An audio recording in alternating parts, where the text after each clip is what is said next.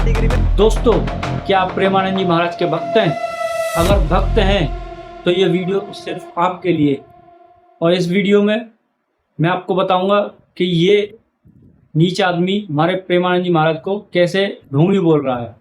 तो पहले ये वीडियो देखिए।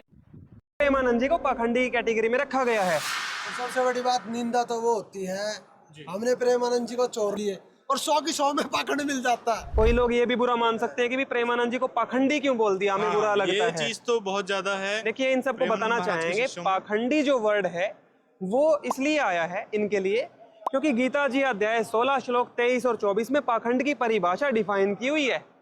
जो शास्त्रों के अनुसार साधना करते हैं वो ही सही है, बाकी सब पाखंडी हैं। इसीलिए प्रेमानंद जी को पाखंडी कैटेगरी में रखा गया है। और सबसे बड़ी बात निंदा तो वो होती है, हमने प्रेमानंद जी को चोर नहीं कहा, हमने प्रेमानंद जी को जार नहीं कहा, हमने प्रेमानंद जी को डाकू नहीं कहा। एक अच्छे व्यक्तित्व के इंसान है, बहुत अच्छा उनका विचार है, लेकिन अगर बात होगी भक्ति की, धर्मगुरु की, तो प्रेमानंद जी को 1% भी शास्त्रों का ज्ञान नहीं है। दोस्तों, आज की इस वीडियो में बात करने वाले हैं प्रेमानंद जी महाराज को लेकर। प्रेमानंद जी महाराज किस प्रकार की दोगली बातें करते हैं वो आज की इस वीडियो से आपको समझ आएगा।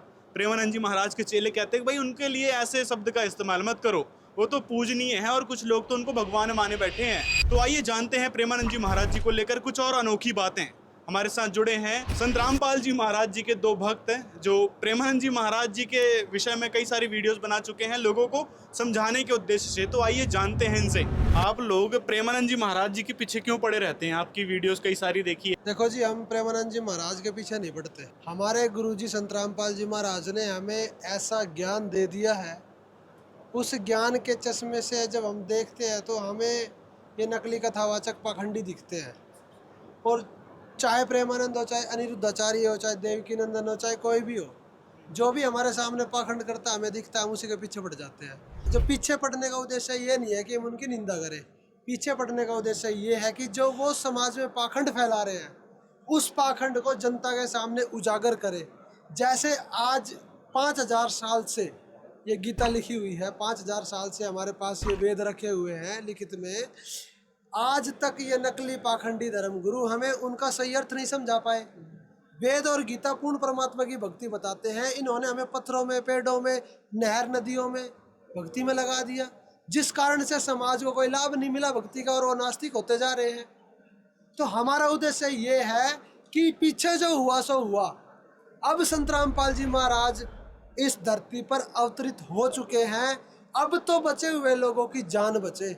और ये प्रेमानंद जैसे पाखंडी, अनिरुद्धाचार्य जैसे पाखंडी, ये लोगों को मीठी मीठी बातें बना के उनको ऐसे जाल में फंसा लेते हैं कि वो लोग समझ ही नहीं पाते ये सच बोल रहे हैं, झूठ बोल रहे हैं। भक्ति इसलिए की जाती है ताकि हमें कुछ सुख मिले। हम बचपन में सुना ध्यान से आपने इसको, ये क्या कह रहा है? हमारे प्रेमानंद जी महाराज ढोंगी है। अब इस ढोंग के लिए प्रेमानंद जी महाराज की पहले ये वीडियो देखो, फिर बताना कि ढोंगी कौन है।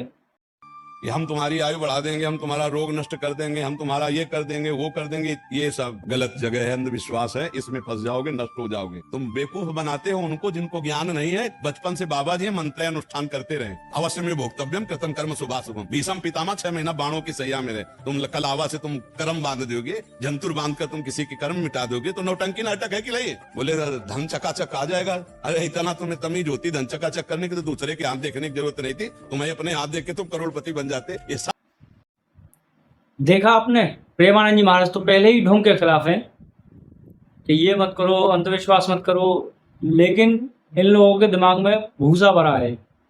इन लोगों को समझ में नहीं आता क्या चीज़ है प्रेमानंद जी महाराज। इनके मुंह में तो जो आता है वो बकते चले जाते हैं।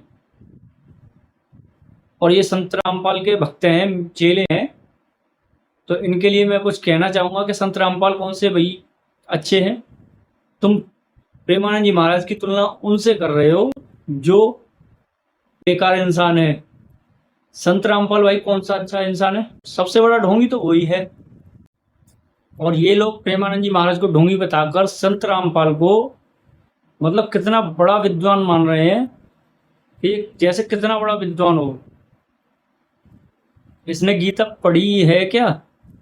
मैंने इसकी किताब ली थी गीता की, उसमें बिल्कुल ही कुछ अलग ही लिखा हुआ है गीता से। तो ये कौन सी गीता लिख दी भाई तूने?